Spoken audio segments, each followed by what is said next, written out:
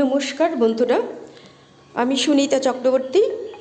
আমার রান্নাঘরে তোমাদের সবাইকে স্বাগত। বন্ধুরা, আজকে তোমাদের সাথে আমি শেয়ার করব সবজি দিয়ে ঝাল ঝাল পুলি। তো সবজি দিয়ে ঝাল ঝাল পুলি রেসিপিটা করার জন্য আমি কি কি উপকরণ নিয়েছি, কীভাবে করছি, চলো তোমাদের সাথে শেয়ার করি।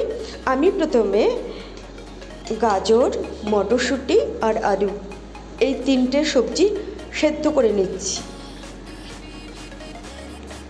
পুর তৈরি করার জন্য আমি সেদ্ধ করে নিচ্ছি।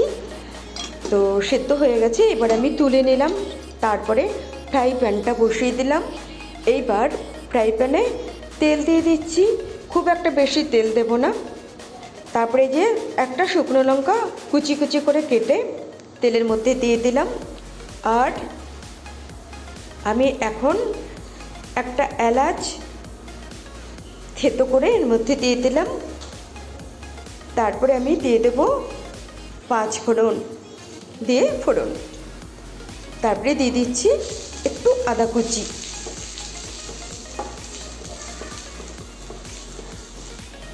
ফোড়নটা ভাজা ভাজা হয়ে গেছে, এবার আমি দিয়ে দিলাম পেঁয়াজ কুচি। পেঁয়াজটা ভাজা ভাজা হয়ে গেছে, এইবার আমি সেদ্ধ করে রাখা সবজিটা এর মধ্যে দিয়ে দেব।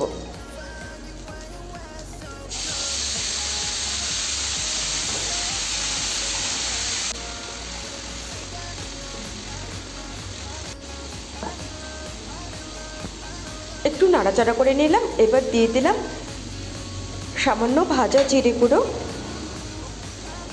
দিয়ে দিলাম চিনি। এবার দিয়ে দেব ধনেপাতা কুচি, একদম মাইক্রো ছোট ছোট ধনেপাতা। আমি টবে বনেছি, সেখান থেকে তুলে নিয়ে এসেছি। এগুলো খুব ফ্লেভারটা খুব সুন্দর হয় অর্গানিক পদ্ধতিতে যে ধনেপাতা লাগানো হয় তাতে। তো তারপরে দেখো একদম পেস্ট করে দেব। আমি পেস্ট করে নাড়াচাড়া করে একদম আঠা আঠা করে নিয়েছি। এবার নামিয়ে নেব। আর আমি যখন সেদ্ধ করেছিলাম তখনই লবণটা দিয়ে দিয়েছিলাম, তার জন্য লবণ আর দিলাম না। আর এই যে দেখো, এই বাটির হাফ বাটি জল দিয়ে দিচ্ছি।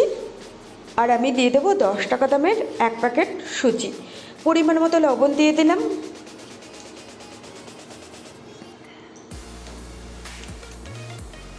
এইবার 10 টাকা দামের 1 প্যাকেট সুজি দিয়ে দিলাম।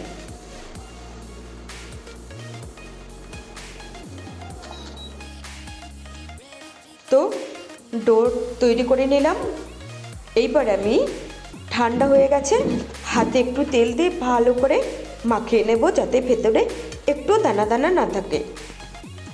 তারপরে এই যে দেখো, লেচি করে নিয়েছি। এবার আমি কিভাবে তৈরি করছি চলো দেখে নেওয়া যাক।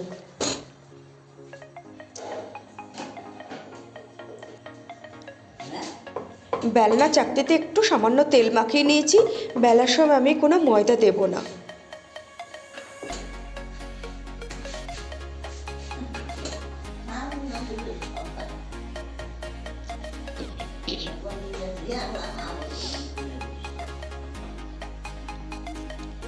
খুব বেশি মোটাও নয়, পাতলাও নয়, এরকম আমি তৈরি করে নিলাম রুটিটা। এবার ভাঁজ করে সাইডগুলো একটু চেপে চেপে দেব, যাতে ভাজতে গেলে বা ভাপা করতে গেলে মুখটা খুলে না যায়। এইভাবে হাত দিয়ে চেপে চেপে দেব। আমি এটা ভাপা করব, ভাজা করব না। ভাজা করলে প্রচুর তেল খাওয়া হয়ে যায়। আমি সাধারণত ভাপাটা খেতেই পছন্দ করি বা খাইও, যেটা স্বাস্থ্যকর, শরীরের কোনো ক্ষতি করে না। আর ফ্রাই রেসিপি করতে গেলে তো প্রচুর তেল লাগে, আর সেগুলো খাওয়াও অনেকটা শরীরের পক্ষে ক্ষতি। তার জন্য আমি এটা ভাপিয়ে নেব। তারপরে কাঁটা চামচ দিয়ে সাইডগুলো চেপে চেপে নিয়েছি, দেখতেও সুন্দর লাগছে আর মুখটা বন্ধ হয়ে গেছে। তো এইভাবে আমি সবগুলো পুলি তৈরি করে নেব।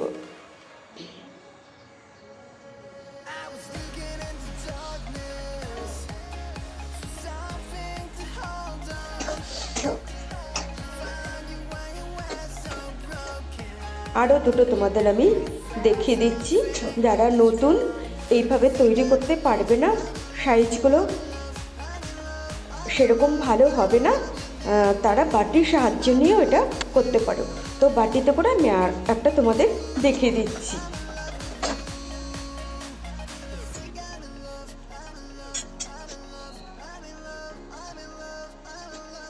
দেখো এরকম একটা বাটি নিয়ে এইভাবে কেটে নেব। সাইজটা এরকম সুন্দর হয়ে গেছে, যারা নতুন তারা এইভাবেও করতে পারো। তো এইভাবে সবগুলো পুলি আমি তৈরি করে নিয়েছি। এইবার আমি পুলিগুলো ভাপা করে নেব।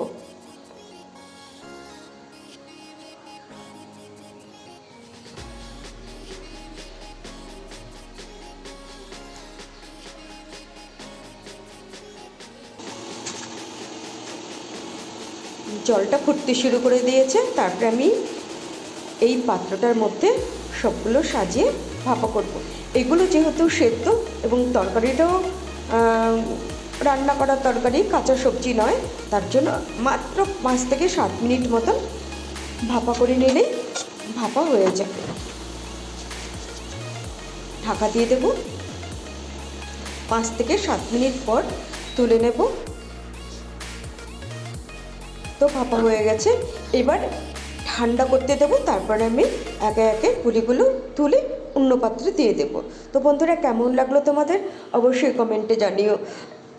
তোমাদের যদি দেখে ভালো লাগে, দেখে একটা লাইক করে দিও, বন্ধুদের সাথে শেয়ার করো, আর বন্ধু হয়ে আমার পাশে থেকো। তোমাদের সুন্দর সুন্দর কমেন্টসের অপেক্ষায় রইলাম।